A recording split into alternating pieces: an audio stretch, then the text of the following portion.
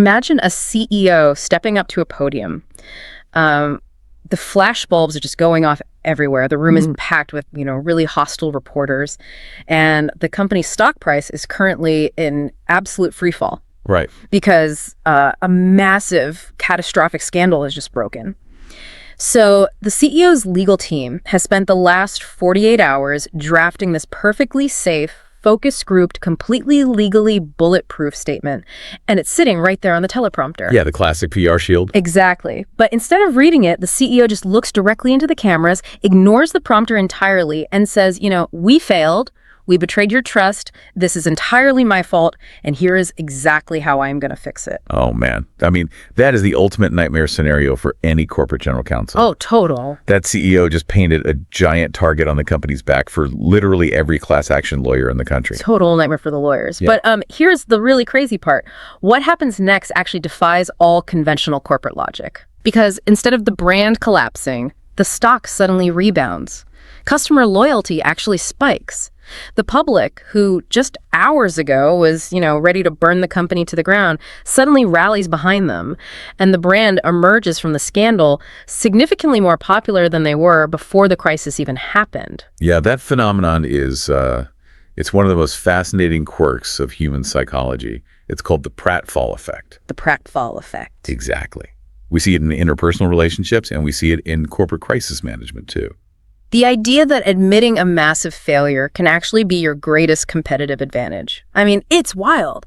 Welcome to the deep dive, everyone. We are looking into the dark arts of corporate linguistics today. The dark arts, I like that. We really want to figure out why companies communicate the way they do when their backs are against the wall, Yeah. And what happens when they finally just drop the act. Because the reality is that scenario you just described, the brave CEO falling on their sword, it almost never happens. Right. It's a unicorn. It really is. Yeah. When a crisis hits, the instinct isn't vulnerability. The instinct is survival. And the weapon of choice for that survival is this highly specialized, deeply unnatural form of English. Let's get into that, actually, because when we usually think about high-level corporate communication, we tend to think about visionary keynotes. Sure. Steve Jobs style. Yeah. We think about leaders painting these beautiful pictures of the future, trying to inspire their workforce or, sell a lifestyle to you, the consumer. It's soaring, it's connective. It's designed to make you feel something positive. Exactly. But the moment a product physically harms someone or, say, a massive data breach exposes millions of people, that connective language just vanishes overnight. Oh, it's gone. It's replaced by a completely different linguistic subgenre. The words are no longer there to connect with an audience. They are entirely designed to repel liability. Repel liability. Yeah, it's what we can call the syntax of evasion. The syntax of evasion. I look at it almost like a linguistic firewall. Oh, that's a good way to put it. You know how a firewall sits on a network and it just aggressively filters out any incoming malware or unauthorized access? Right, it blocks the bad stuff. That is exactly what a crisis PR statement is doing. It's literally a piece of code written by a team of specialists. So you've got lawyers, risk managers, PR executives, and its entire function is to just block incoming lawsuits, deflect media outrage, and absolutely neutralize any blame. A firewall is honestly the perfect analogy here, because a firewall doesn't care about human emotion, right? Yeah. It only cares about risk mitigation. Exactly. It's cold. It's very cold. The language is systematically stripped of anything that could be interpreted as a binding admission of guilt. And to achieve that, the architects of this language rely heavily on obfuscation. Meaning they're just making it confusing on purpose. Exactly. They're actively trying to make the narrative obscure or difficult to parse. They don't want you to fully understand what happened. Which is so incredibly frustrating to read as a consumer. Like, you get these statements that are just dense blocks of generic copy and pasted boilerplate text. Yep. The corporate word salad. Right. You read a 4-paragraph press release, and by the end of it, you realize, wait, they haven't actually said a single substantive thing here. And that is completely by design. The one metric that corporate lawyers are desperately trying to avoid is contrition. Contrition, like actual remorse. Genuine, undeniable remorse, yeah. Because remorse requires you to make yourself vulnerable. It requires you to stand up and say, I did this and it was wrong. Which is what we're taught to do as kids. Right, it's basic human decency. But in the corporate war room, vulnerability is indistinguishable from liability. Wow, vulnerability is liability. Okay, so the firewall is up. The lawyers are terrified of liability. When they sit down to actually write this evasive statement, how are they manipulating the grammar to protect the company? Like, what's the first line of defense? The most common, and I would argue the most infuriating tool in the entire evasive playbook is the conditional apology. Oh, I hate these. We all do. It relies on a tiny grammatical trapdoor to completely hollow out the meaning of this statement. The classic non-apology, like, I am sorry if anyone was offended by my remarks. Yeah. It makes my blood boil just saying it out loud. Let's actually look at the cognitive mechanics of why that sentence feels so insulting to you. Because it's not just annoying, it's manipulative. Okay, lay it on me. When a person hears the phrase, I am sorry, their brain immediately recognizes the phonetic rhythm of an apology. Right, you hear sorry and you kind of lean in. Exactly.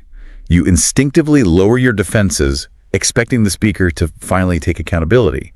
But then, right when your guard is down, they hit you with the conditional conjunction. The if.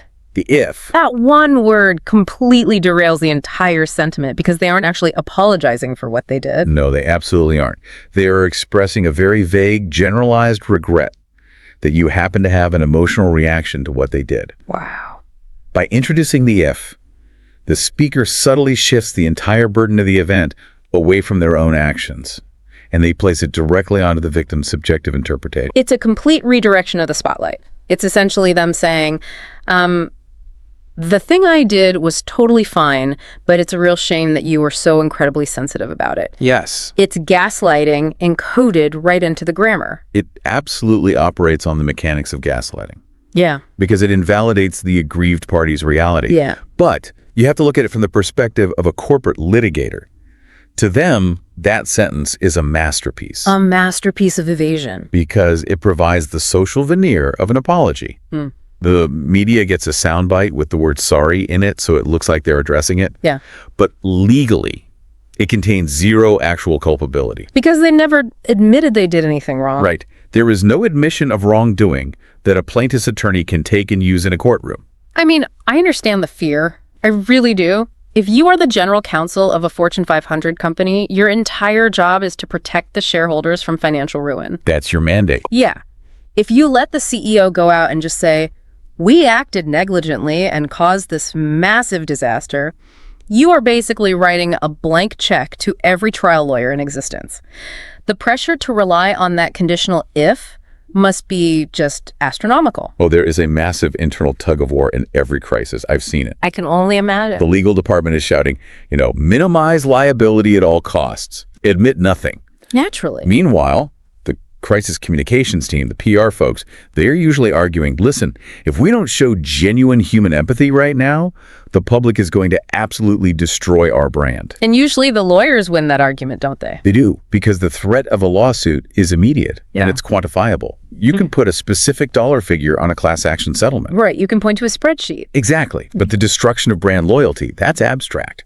You don't see that until the next quarter's earnings report. And by then, it's too late. The tragic irony here is that by avoiding the quantifiable legal risk with these fake conditional apologies, companies routinely ignite an uncontrollable public relations fire. A fire that ends up costing them infinitely more in lost revenue? Yes. Lost revenue, destroyed reputation, employee turnover. It's a terrible trade-off. Okay, so the conditional if is how they avoid taking blame for the impact of their actions. They put it on you for being sensitive. But what happens when a company wants to avoid acknowledging the action itself? Because sometimes an event is so damaging, they don't even want to admit an actual human being was involved in causing it. That brings us to a syntactic cloaking device. Cloaking device. Like Star Trek. Kind of, yeah. When a corporation needs to completely erase the actor from the stage, they rely on the passive voice. And the undisputed king of this tactic, the most infamous phrase in the entire history of crisis management is simply, mistakes were made. Mistakes were made. Oh man, it is such a chilling phrase. It just feels so bureaucratic and heavy. It has a really deep history, too. It was utilized heavily during the Ulysses S. Grant administration regarding political scandals back in the day. Really? It goes back that far? It does. But it was really cemented in the modern consciousness by Richard Nixon's press secretary during the Watergate fallout. Oh, of course, Watergate. Yeah, and it has haunted public relations ever since, because, syntactically, it is an absolute marvel of evasion. I always think of the passive voice as a linguistic sleight of hand, like a magician doing a card trick. How so? Well, you see the outcome, right? The card disappears, or in this case, the terrible mistake happens. But the mechanism, the actual person who moved their hands to make it happen, is completely hidden from the audience. That's a great analogy. The severance of the action from the actor is the entire objective there. Let's look at the cognitive difference between the passive and the active voice. Okay. Imagine a CEO saying the active alternative. Instead of mistakes were made, they say, I made a catastrophic mistake. Oof. That lands like a punch to the gut. It's visceral. You can picture the person actively making the terrible decision. Because the active voice forces the subject, the I, to physically carry the weight of the verb made. Your brain instantly connects the human to the consequence. Right, the wiring is direct. But the passive voice is designed to sever that neural pathway. It completely absolves the speaker. By removing the I entirely from the architecture of the sentence, the speaker miraculously just floats away from the wreckage. It makes it sound like the mistakes just spontaneously generated in the boardroom, like bad weather. Yes. Oh, look at these terrible mistakes that rolled in over the weekend. What a tragedy. Good thing none of us did it. It completely neuters the accountability. And that neutering effect is scientifically measurable, by the way. Wait, really? Yeah. Psycholinguistic studies show that people actually process passive sentences slightly slower than active ones. That's fascinating. And more importantly, they assign significantly less blame to the perpetrator when the passive voice is used. You're kidding. So it actually works on our brains. It does. The brain literally struggles to stay angry when there is no defined target in the sentence. That is wild. They are practically exploiting how our brains process grammar to just forcefully lower our anger levels. That's exactly what they're doing. But hiding the actor isn't always enough, is it? I mean, sometimes the thing that happened is so visually shocking or just inherently ugly that saying mistakes were made doesn't cover it. They have to disguise the event itself. And that takes us into the realm of circumlocution and extreme euphemisms. Circumlocution. Big word. It is. Circumlocution is the strategy of talking in circles around a subject.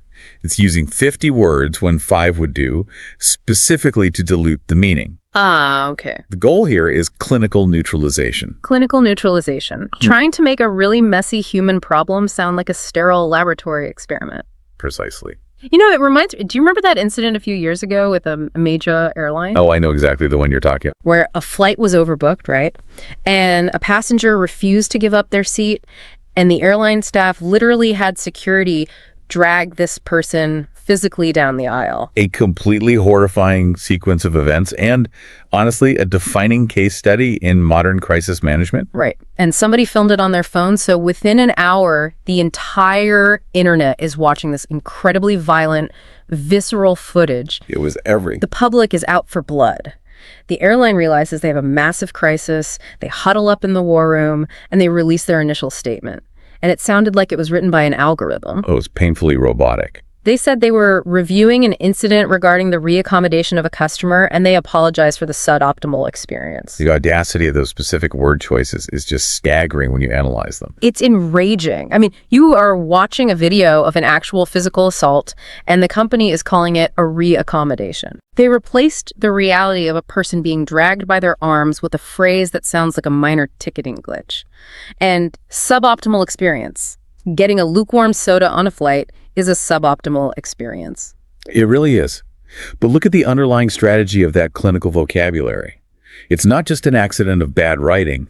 It is a highly calculated attempt to drain all emotional valence from the narrative. They're trying to put out the fire with boring words. Exactly. The PR team knows that words like force removal or assault carry massive emotional heat.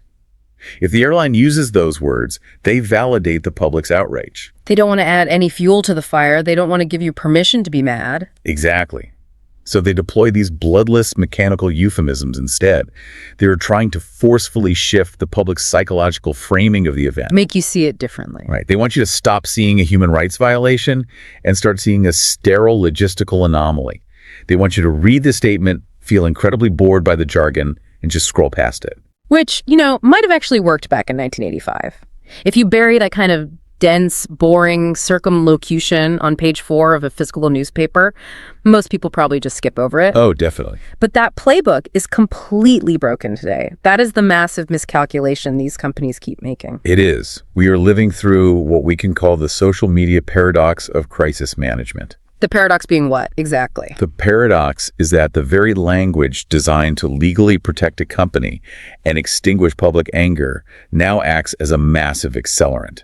It stokes the fire. I think everyone listening knows exactly that feeling. You see a company do something terrible, you wait for their response, and then you read one of these hyper-sanitized, euphemism-filled non-apologies on your phone. Right. It doesn't calm you down. It triggers this visceral, eye-rolling frustration that makes you 10 times angrier than you were before. Psychologists refer to this as reactance. Reactance? Yeah. When human beings perceive that someone is attempting to manipulate their reality or restrict their freedom to understand the truth, they push back aggressively. We don't like being played. Not at all. And the modern audience has evolved.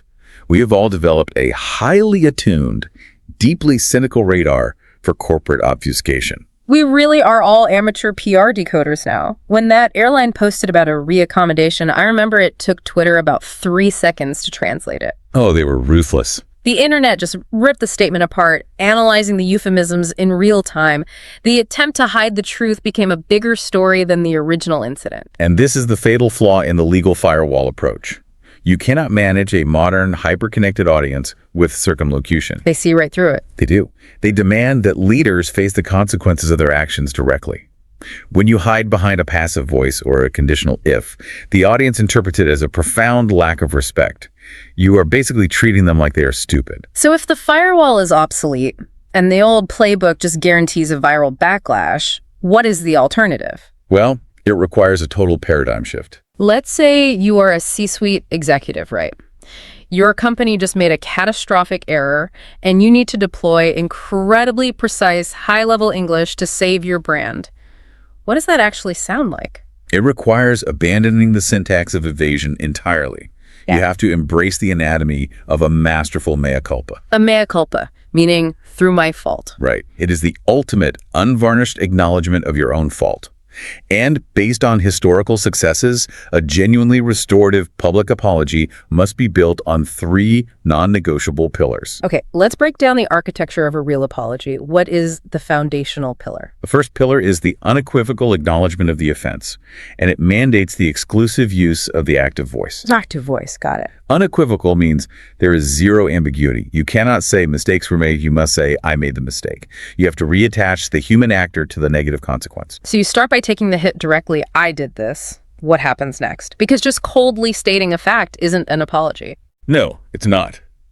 That leads to the second pillar, a genuine expression of remorse that contains absolutely zero grammatical trapdoors. No ifs or buts. Exactly. No ifs, no buts, no to the extent that anyone was bothered. The remorse must be anchored entirely to your own actions, not the audience's reaction. You can't blame their sensitivity. It has to be, I am deeply sorry for what I did, period, full stop. Precisely. And the third pillar is what elevates the statement from a PR exercise into actual repair. It is a tangible, measurable commitment to restitution and systemic reform. Restitution. So making it right. Yes, you cannot just apologize. You have to clearly articulate exactly how you are going to fix the damage, compensate the victims, and restructure your internal systems so that this failure can literally never happen again. Let's actually put this into practice. Let's do a side-by-side contrast to really hear the difference in these linguistic strategies. Okay, let's do it. I'll play the traditional, terrified corporate PR machine, and you play the masterful, accountable CEO. Let's use the scenario of a massive data breach where millions of customers had their social security numbers and private messages stolen because of our company's sloppy security. Sounds like a standard Tuesday in tech. Right. Okay, here is the evasive version. We are currently investigating a potential unauthorized access incident. We regret any inconvenience this may have caused our users, and we remain committed to data privacy. Wow. I hate it. It's so slippery. Okay, your turn. Give me the masterful version. All right. We failed to protect your personal data. I take full responsibility for this catastrophic oversight. We are profoundly sorry for the very real distress this has caused you. Effective immediately, we are replacing our entire security leadership team and overhauling our cybersecurity infrastructure from the ground up to ensure we never betray your trust again. Okay, stepping out of character here. The rhetorical power of that second statement is just overwhelming. It hits different, doesn't it? It really does. As a consumer, if I hear the first statement, I want to cancel my account immediately. If I hear your statement, I actually feel a weird sense of relief. Because you feel heard. Yes. It's blent. It's what we call the unvarnished truth. It's completely stripped of any protective gloss or spin. And the linguistic mechanics of that second script are doing a tremendous amount of heavy lifting there. Break that down for me. First, notice the immediate use of the active voice. We failed, and I take full responsibility. There's absolutely nowhere to hide in the architecture of those sentences. No passive floating away. None. But it also utilizes more advanced rhetorical devices like cleft sentences to force the listener's attention onto the failure. Walk me through a cleft sentence. How does that work? A cleft sentence is a structure that divides a standard sentence into two parts to put hyper-focus on a specific element. Okay. So instead of a standard sentence like, we failed to uphold our responsibility, a masterful communicator might use a cleft structure. It is our responsibility that we failed to uphold. Oh, wow. That subtly changes the entire weight of the sentence. It does. It forces the listener's brain to fixate on the word responsibility before delivering the blow of the failure. It is an active embrace of culpability. It signals to the audience that the speaker is fully aware of the gravity of the situation. But it is so incredibly rare to see a leader actually do this, to step up to a microphone and deliver that unvarnished truth because, it requires a terrifying amount of bravery. It takes nerves of steel. You are dropping the firewall. You are standing in front of an angry public with zero armor on, basically inviting them to take their best shot. It feels like corporate suicide, which brings us back to the psychological paradox we teased at the very beginning of this deep dive. Ray, the Prattfall effect. Exactly. Why would a rational executive ever take that leap? Because the data shows that human psychology heavily, almost irrationally, rewards fallibility. Let's really dig into this because this completely flips the traditional PR playbook upside down. The Prattfall effect was first documented in 1966 by a social psychologist named Elliot Aronson. Okay. He conducted this really fascinating experiment. He had subjects listen to audio recordings of people answering trivia questions. One person was portrayed as nearly perfect, answering every question brilliantly. Like a super genius. Right. The other person was also brilliant, but near the end of the recording, they clumsily spilled a cup of coffee all over themselves. So you have a perfect genius and a clumsy genius. Exactly. And when Aronson asked the subjects who they liked more, who they felt more connected to, the overwhelming majority chose the person who spilled the coffee. That is so counterintuitive. We spend our entire professional lives trying to project absolute perfection. But perfection is deeply alienating. It triggers an uncanny valley effect in our brain. Oh, that makes sense. Like when a CGI face looks too perfect, it just creeps you out. Exactly that. When a corporation acts like a flawless, impenetrable monolith that never makes a mistake and never admits fault, we instinctively do not trust them. They feel robotic. They feel predatory. Because we know inherently that human beings run these companies, and human beings are messy. Precisely. But when a highly competent brand completely drops the ball and then steps up with an unvarnished mea culpa, it proves there's a beating human heart behind the corporate logo. It humanizes them. Yes. Vulnerability is the ultimate signal of trust. It tells the consumer we are safe to engage with because we have the integrity to admit when we are wrong. So by dropping the armor, you aren't just repairing the damage. You are actively fortifying the relationship. You are failing your way to brand loyalty. That's a great way to put it. People will actually trust you more after you ruin their day purely because of how beautifully you handled the apology. It is a phenomenal mechanism. But, and this is crucial, there is a massive, incredibly dangerous caveat here. I had a feeling there was a catch. You cannot just stumble through an apology and expect the Prattfall effect to save you. Navigating this tightrope requires an absolute C2 level mastery of tone, register, and lexical precision. Right, because if you spill the coffee, but then you try to blame the intern for putting the cup too close to your hand, the charm is instantly gone. Exactly. The Prattfall effect only works if the apology is perceived as 100% authentic and flawlessly delivered. A single misplaced modifier, a slight hesitation in tone, or a subtle slip back into evasive jargon like suboptimal, and the illusion of vulnerability shatters. You're back to being a robot. And worse, the audience instantly realizes they're being played, and a heartfelt apology turns into a viral disaster. Nuance is not a luxury in crisis management. It is an executive necessity. You have to understand the microscopic mechanics of language to rebuild trust. We have covered an incredible amount of ground today. We journeyed into the war room, we decoded the syntax of evasion, and looked at how the linguistic firewall is built. We really unpacked it all. We analyzed the gaslighting mechanics of the conditional if and the sleight of hand magic trick of the passive voice. We examined the absurdity of clinical euphemisms, the backlash of the social media paradox, and ultimately the immense power of dropping the armor to embrace the Prattfall effect. If there's one immediate takeaway for you, the listener, as you go about your week, it is to start reading between the lines in your daily media consumption. Turn your obfuscation radar all the way up. Absolutely. The next time you see a CEO, a politician, or an influencer post an apology video, actively hunt for the passive voice. Make a game out of it. Yeah. Mentally circle every time they use a conditional if. Look at the text, not just for what they are saying, but for the exact grammatical structures they are using to hide what they are deliberately omitting. See the language for the defensive architecture that it really is. It changes how you see the news entirely. Once you recognize the syntax of evasion, you literally can never unsee it.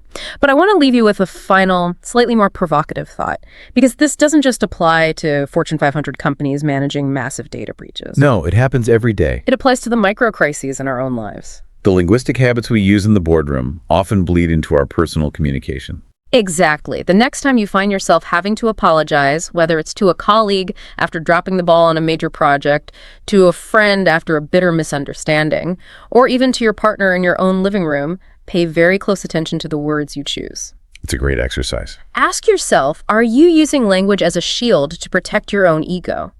Are you sneaking an if into the conversation to shift the blame?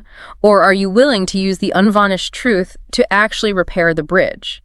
Are you brave enough to face your own fallibility? It really comes down to a fundamental choice in how we interact. Do you want to be legally right, or do you want to be genuinely connected? That is the ultimate question. Thank you for joining us on this deep dive into the trenches of crisis linguistics. Keep reading between the lines, keep cultivating that curiosity, and we will catch you on the next deep dive. You know, the second a massive corporate scandal breaks, and I mean like front page stock tanking news. Right, the absolute worst case scenario. Exactly. When that hits, you and I, the public, we usually assume the primary battleground is the crisis itself, right? Like we picture these chaotic boardrooms with people running around, scrambling for emergency operational fixes. Yeah, you picture them trying to literally patch the data breach or plug the oil spill. Right. But the source material we are looking at today for this deep dive, it reveals a completely different reality. Like totally different. It really does. The actual operational fix is, well, it's almost always secondary. Yeah. The moment that initial shockwave hits, there's this entirely invisible, multi-billion-dollar shadow industry that just spins into motion. Mm-hmm. And their sole objective, it's not fixing the problem. No, not at all. It's entirely about managing the perception of the problem. Right. We are talking about the sheer machinations of narrative control. Mm-hmm. And welcome to today's deep dive, by the way. If you are joining us, you are someone who doesn't want to just absorb those polished press releases. You want to see the strings being pulled. Exactly. You want to understand the architecture beneath them. So our mission today is to equip you with what our sources actually call critical linguistic immunity. Which is such a great term. It's a fantastic term. We are venturing into the murky, high-stakes aftermath of corporate crises. We want to deconstruct those hidden motives and the, frankly, strategic warfare embedded within those perfectly polished PR sentences. Because the resources deployed in that immediate aftermath are staggering. And what's wild is they are almost entirely linguistic. Yeah, words are the weapon. Literally. The documents and analyses we're reviewing demonstrate that the modern corporate apology, it's never, and I mean never, just an expression of remorse. Right, it's not just some guy feeling bad. Exactly. It is a highly engineered, legally bulletproof opening gambit on a very, very complex chessboard. Like every single syllable has been weighed. Oh, heavily weighed. Every passive verb, every subtle conditional clause, it's all been stress tested by these high-end crisis management firms. They want to mitigate legal liability while simultaneously, pacifying that public outrage. Okay, let's unpack this, because the very first mover a corporation has to execute when the public is just, screaming for answers is the assignment of blame. Right, the who did this phase. Yeah, and structurally, they are caught in this massive existential bind. Yeah. Because when the malfeasance is undeniable, they simply cannot admit to a systemic failure. They absolutely can't. Admitting to a toxic company culture or like a systemic incentive structure that actively encourages illegal behavior, that is corporate suicide. Because it opens them up to what exactly? Oh, catastrophic legal discovery, regulatory dismantling, a complete exodus of institutional investors. I mean, the overarching objective of this initial phase is just pure survival through strict compartmentalization. Okay, so the crisis management strategy essentially dictates that the rot has to be isolated. Exactly. To achieve this, corporations utilize what the sources call the scapegoat mechanism. The scapegoat mechanism. All right. They identify this massive, complex, potentially systemic failure, and they surgically attribute the entirety of the malfeasance to a single low to mid-level employee, or, at most, a specific, highly isolated departmental branch. So it essentially functions like, it's like amputating a toe to convince the public the patient doesn't have a systemic infection. That's a great analogy, yeah. You have this sprawling corporate body, and suddenly all the sickness is just conveniently located in this one isolated appendage. They chop it off, hold it up for the cameras, and declare the rest of the organism perfectly healthy. They throw someone under the bus to save the passengers, or more accurately, to save the executives driving the bus. Right. But looking at the internal communications detailed in our sources, it actually raises a question for me about executive psychology. Oh, the self-deception aspect. Yeah. Is this purely a calculated, cynical PR maneuver, or is there a layer of institutional self-deception happening? It's a really important question.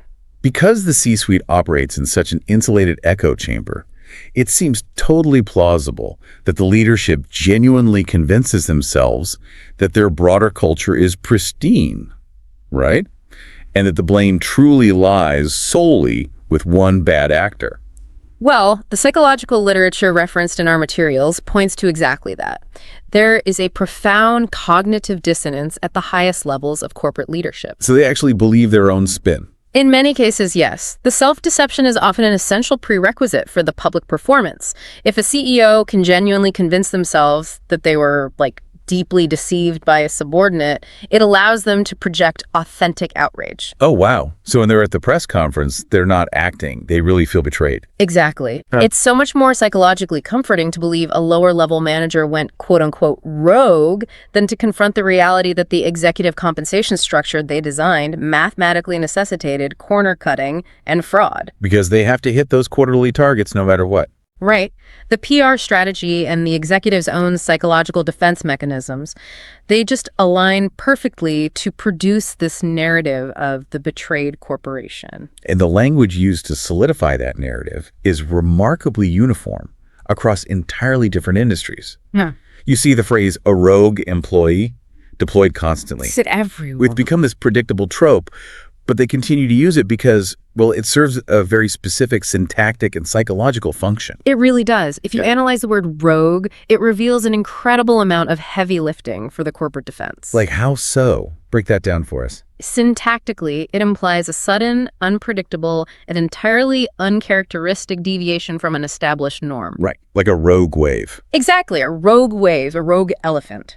By defining the employee as this wild, uncontrollable variable, the corporation implicitly defines itself as the ethical baseline. Oh, that's clever. It's very strategic. The underlying semantic message argues that the institution's standards are so impeccable and their culture is so pristine that this individual's actions were just unimaginable. And therefore entirely unpreventable. Like, how could we have known? Right. We are just as shocked as you are. So it completely inverts the power dynamic of the scandal. It takes the perpetrator of the institutional failure and transforms a multi-billion-dollar corporation into the aggrieved victim. Yes. It directs the public's natural desire for retribution away from the abstract corporate brand and focuses all that vitriol onto a single human face. Because we want someone to blame. The public requires a focal point for their anger. By offering up a specific name and face, the corporation satisfies the media's need for a villain while legally distancing the corporate entity from the actions of its employee. And the internal investigations that lead to identifying the scapegoat, they're probably not even about finding the truth, are they? Rarely. They are often much more about identifying the individual with enough clearance to have executed the act, but not enough institutional power or leverage to fight back against the narrative being built around them. That's incredibly dark, but it makes so much sense. But that dynamic obviously changes entirely when the crisis breaches the C-suite. Oh, completely. The rules change at the top. Right, because while throwing a mid-level manager under the bus is the standard scapegoat mechanism, our sources detail a totally different protocol when the liability actually reaches the top of the corporate ladder. When it's too big to pin on middle management. Exactly. When the CEO or the chairman is forced to take the fall, we move into the territory of executive sacrifice. And the linguistic framing shifts dramatically in these scenarios. The media often relies on that ancient idiom of the executive falling on their sword. Falling on their sword, right. It invokes these images of a disgraced Roman general choosing honorable suicide over capture, implying this noble, devastating self-sacrifice for the good of the institution. Which, okay, the irony of that idiom in a modern corporate context is just glaring. It's ridiculous, isn't it?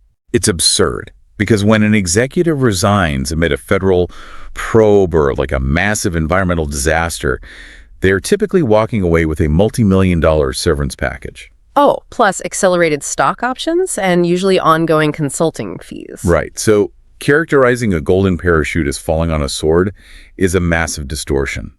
It looks less like ultimate sacrifice and more like landing on a giant pile of cash. Well, the documents deconstructing these exit packages reveal that they are absolutely not voluntary acts of contrition, nor are they, rewards for past performance. Then what are they? They constitute a highly orchestrated, legally negotiated transactional narrative. A transactional narrative. Yes. When a scandal reaches a certain threshold, say an SEC investigation or a huge congressional inquiry, the CEO ceases to function as the operational leader of the company. They stop running the business. Exactly. And they transform into a liability sink. The transaction operates on a very clear exchange. Capital for reputational absorption. Okay, so the executive basically agrees to absorb the entirety of the public vitriol. Every ounce of it. They become the singular face of the failure. They're the ones standing in front of the congressional committees, taking the relentless media mockery, soaking up all the public anger. And in exchange for acting as that human sponge, the board of directors authorizes the massive financial payout. So the true beneficiary of this transaction isn't really the CEO, is it? No, not really. It's the board of directors and the institutional shareholders. By purchasing the CEO's resignation, the board essentially buys an indemnity shield for the corporation. Wow. They're paying for a clean slate. Exactly. Offering the severed head of the chief executive to the market acts as a very powerful signaling mechanism to Wall Street. It tells them, hey, we fixed the glitch. Right. It communicates that the systemic risk has been eliminated, the bad actor has been removed, and the corporation is now operating fresh. The severance package is basically hazard pay for the destruction of the executive's public reputation. And I assume these exit agreements are locked down with NDAs. Always. Strict non-disparagement clauses and non-disclosure agreements. It ensures the departed executive can never contradict the board's narrative of the crisis. That puts the classic PR statement into a completely different context for me. Like when we read that the CEO is stepping down immediately to spend more time with their family. Right, the classic line. We are not reading a statement of fact regarding their work-life balance. We are reading the boilerplate legal fiction that signals the successful execution of that transactional narrative. Spending more time with family is essentially the sanitized receipt of the transaction. The receipt, that's perfect. It allows the executive a graceful, standardized exit while legally fulfilling the board's fiduciary duty to protect the stock price from prolonged uncertainty.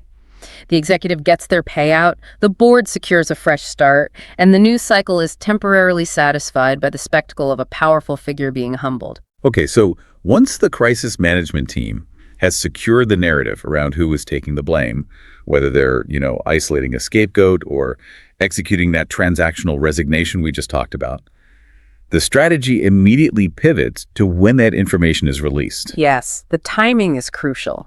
Because the tactical timing of the disclosure is engineered to manipulate how the audience actually receives and processes the information. Absolutely. The release of damaging corporate information is subject to really rigorous temporal manipulation.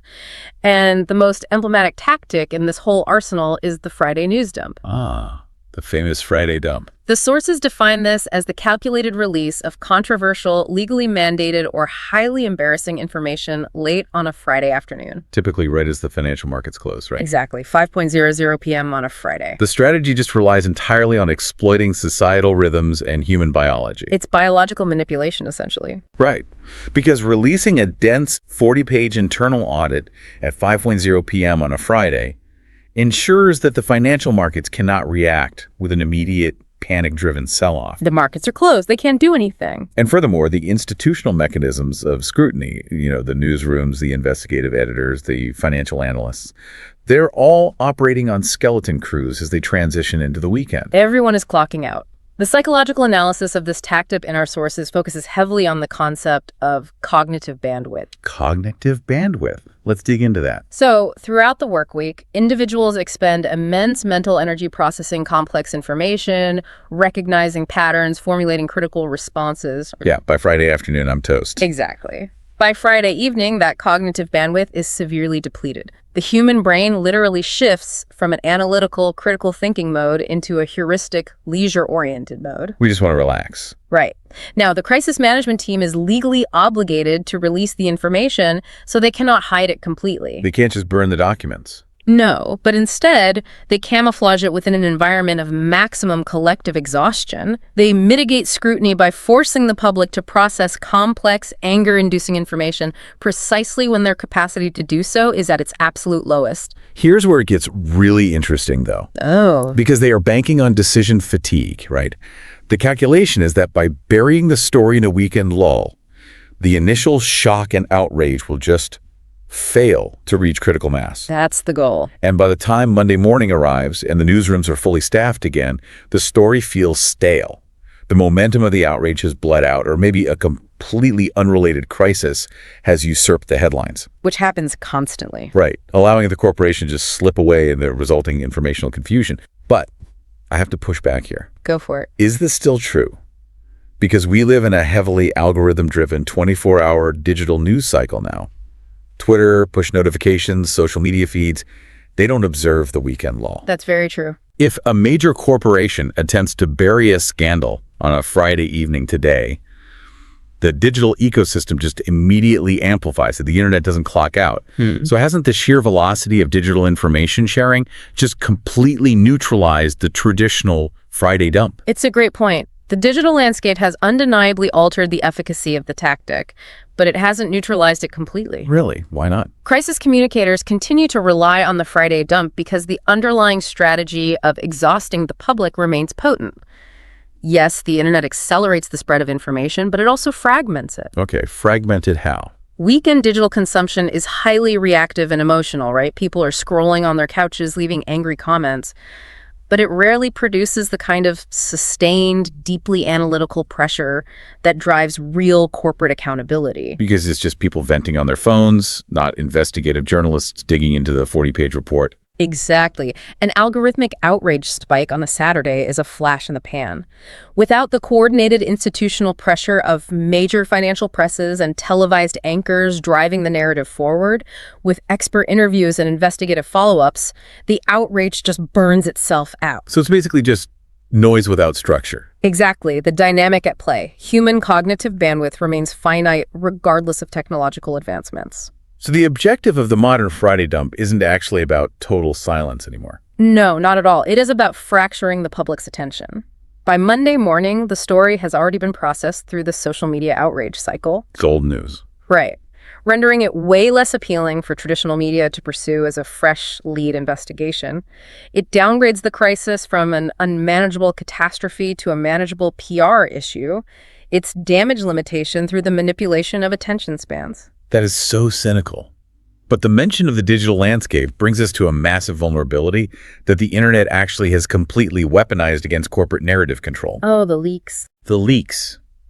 While digital fragmentation might help them survive the weekend, the digital era has turned the internal leak into an absolute apocalyptic event for a brand's carefully constructed image. He really has. We are looking at the fatal incongruity between the external public apology and the internal private communications. A leaked internal memo basically represents the total collapse of the corporate facade. It provides this fascinating linguistic study of dual lexicon systems in modern corporate behavior, doesn't it? What's fascinating here is how explicit that dual lexicon system actually is. Right. Our sources present these scenarios where a corporation is operating under intense public scrutiny. Maybe there's a catastrophic failure in their supply chain that resulted in severe environmental damage or human rights violations. A major crisis. Yeah. Externally, the PR apparatus engineers this performance of radical empathy. The CEO releases a meticulously crafted statement projecting profound devastation. And they're using language carefully vetted by legal counsel to express maximum sorrow without triggering actionable legal liability. Exactly. The external lexicon is built entirely around words like contrition, breach of trust, and community impact. The very somber, empathetic performance. Very touching, very human. But simultaneously, behind the corporate firewall, the internal communications regarding the exact same crisis utilize a completely disparate lexicon. Night and day difference. You look at the leaked emails or Slack channels, and the tone is defensive, minimizing, and entirely profit-driven. The contrast is jarring and instantly destructive. The internal messaging often refers to the massive public outcry as just, quote, external noise. External noise. Unbelievable. They characterize the investigative reporting as the work of opportunistic journalists. Just a nuisance. Right. And the primary directive to the staff is always to ignore the distraction and focus entirely on meeting the Q3 financial targets. This dual lexicon approach just attempts to pacify the angry public with one set of vocabulary while rallying the internal workforce and protecting the bottom line with another. It's cognitive dissonance incarnate. The absurdity is just staggering. Referring to a catastrophic failure as external noise getting in the way of quarterly profits. That reveals the corporation's true hierarchy of values. Very clearly. And the moment that internal email inevitably leaks, because let's be real, in an organization of thousands of people, someone will always take a screenshot. Always. It takes 2 seconds. The company instantly hemorrhages whatever residual credibility they managed to purchase with their public apology. The leak proves that the external empathy was nothing more than a calculated costume. When the public is confronted with the leaked memo, the dissonance between the contrite public facade and the callous internal reality shatters the illusion completely. It's usually worse than the original event, isn't it? Often, yes. The fallout from an internal leak is frequently more damaging than the original operational failure itself. Why is that? Because the public can occasionally be conditioned to forgive a mistake, but they will violently reject being actively and insultingly manipulated. Nobody likes being played for a fool. Exactly. The leaked memo provides undeniable documentary evidence that the corporation views the public not as victims requiring restitution, but as a PR problem requiring management. So operating with those two conflicting lexicons seems mathematically guaranteed to fail today. It's a huge risk. The risk of intersection between the internal and external narratives is essentially 100%. So how does a crisis communications command structure even adapt to the inevitability of the leak? The necessary adaptation requires a fundamental paradigm shift. And honestly, it's one that a lot of legacy executives really struggle to accept. I bet. They're used to closed doors. Exactly. The core realization of modern strategic messaging is that the concept of the internal memo is entirely dead. Wow, dead. Completely. In the digital age, corporations operate within a digital panopticon. If a statement is digitized, if it is typed into an email, sent on a messaging platform, or recorded on a video conference, it must be treated from its inception as a public document. Because the internal firewall just no longer exists? It's an illusion. Authenticity is no longer just a moral or ethical aspiration. It is a brutal, pragmatic necessity enforced by the threat of mutually assured reputational destruction. So if the leadership attempts to run a dual narrative, the digital architecture of the modern workplace just ensures they will be exposed. Guaranteed. If a CEO needs to vent about opportunistic journalists, they have to do it entirely off the grid.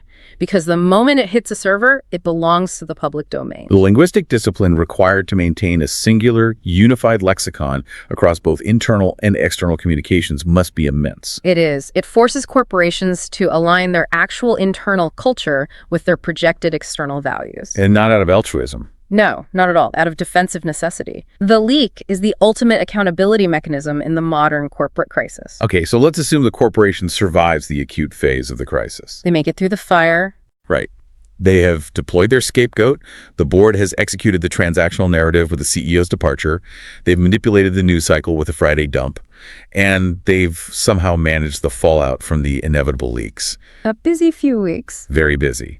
So the immediate fire is out, but the brand is radioactive. They are viewed as a corporate pariah. Toxic. Exactly. Yeah. How does a multinational entity crawl back to respectability from that? This transition marks the shift from acute crisis management to the long game of reputation laundering. Reputation laundering. Yes. The patient has survived the trauma of the scandal. Now begins the slow, methodical process of physical therapy for the brand. Go. Reputation laundering utilizes the mechanics of associative rebranding. The objective is to take a highly toxic corporate entity and pass it through so many layers of benign, socially positive associations that the original toxicity is obscured, diluted, or forgotten entirely. And one of the primary tactical deployments our sources detail in this phase is astroturfing. Astroturfing. It's a concept that relies heavily on exploiting the public's inherent trust in grassroots movements, right? Yes, very much so. The mechanics of modern astroturfing, though, they go way beyond simple PR spin. They involve complex financial and structural deception. How exactly does that work? Well, astroturfing is the orchestration of a synthetic public consensus. Synthetic consensus. Exactly. When a corporation needs to push back against regulatory action or repair their image, they know their official corporate voice carries zero credibility. Because everyone hates them right now. Right. If the corporation says we're actually great, nobody listens. Therefore, they funnel resources through 501c4 dark money groups and complex networks of shell organizations. Hide the money trail. Yes. And they use that money to fund specialized PR firms. These firms then manufacture what appears to be spontaneous, organic public support. They just fake it. They create seemingly independent citizens coalitions with very folksy, community-oriented names. They deploy automated systems to flood regulatory comment sections. They even hire influencers or field operatives to create a false narrative of widespread public agreement. It is incredibly insidious. It really is. Because it weaponizes our trust in our fellow citizens. Yeah. We naturally filter out the corporate spokesperson in the tailored suit, right? We know they're paid to say that. You expect them to lie. Exactly. But we lower our defenses when we read a passionate blog post from a quote-unquote concerned local resident or see a grassroots protest. And astroturfing completely subverts that civic trust by secretly bankrolling the illusion of a movement. It creates a synthetic reality where the corporation's financial interests appear to be aligned with the public will. That is wild. But in tandem with astroturfing, the most prominent tool in the reputation laundering toolkit is the overwhelming pivot toward highly visible philanthropy and sustainability initiatives. Oh yes, the sustainability pivot. The sources provide a detailed analysis of how this is executed, particularly in industries prone to massive environmental or social disasters. If we connect this to the bigger picture, the mechanics of the sustainability pivot are fascinating to watch unfold over time. Walk us through it. Let's say an energy conglomerate causes a catastrophic ecological disaster. Right. Say they ruin hundreds of miles of coastline, destroying local economies.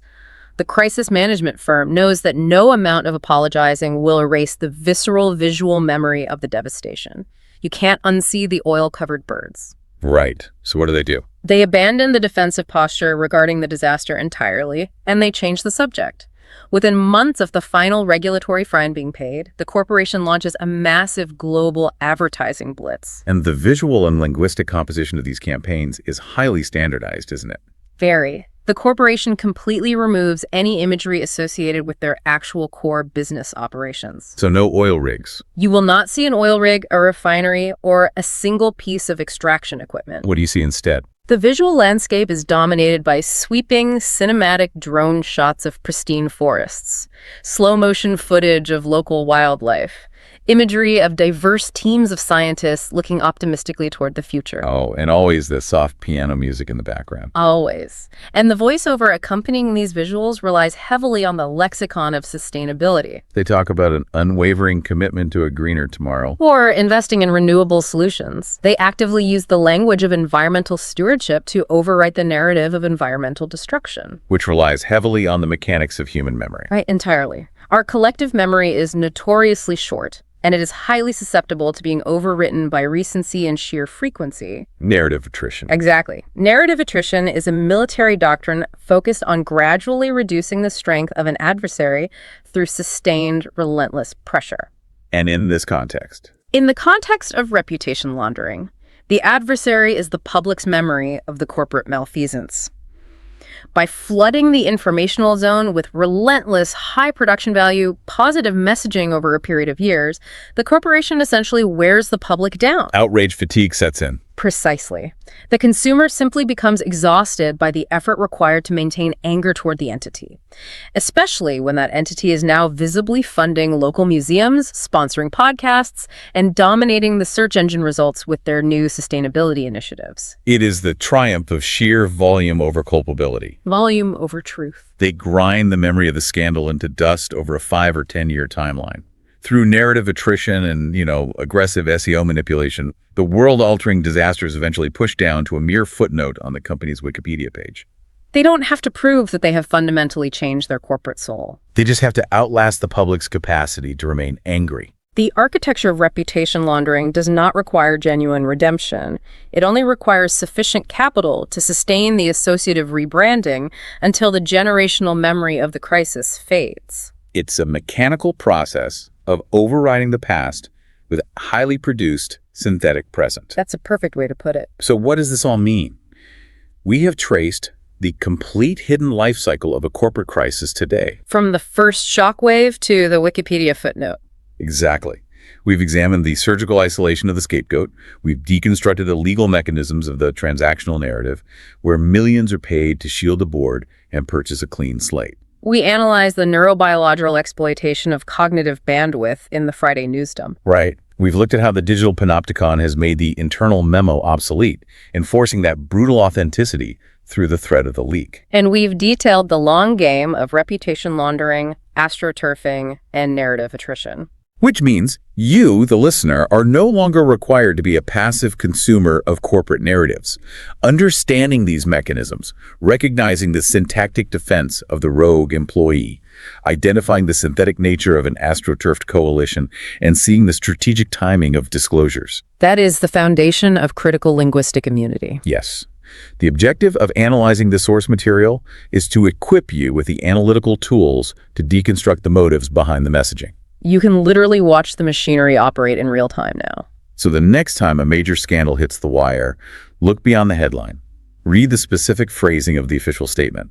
Cross-reference the public apology with the leaked internal communications. Notice the timing of the disclosures. Yeah, watch for the inevitable pivot to sweeping, cinematic commercials highlighting sustainability 6 months down the line. Look for the structural dissonance. Because the success of narrative attrition and reputation laundering relies entirely upon a specific vulnerability in the public sphere, the predictability of our collective forgetting. The long game only works if the public allows the past to be overwritten. That's the only way they win. Which brings us to a complex, lingering thought regarding our own role in this ecosystem. If the entire multi-billion-dollar apparatus of corporate crisis survival relies fundamentally on our tendency to forget, at what point does our own outrage fatigue and our own notoriously short memory make us complicit in the architecture of the next inevitable corporate crisis? It's a heavy question. It really is. Something to mull over. Stay curious, keep analyzing the structures around you, and look beneath the surface. Thanks for joining us on this deep dive.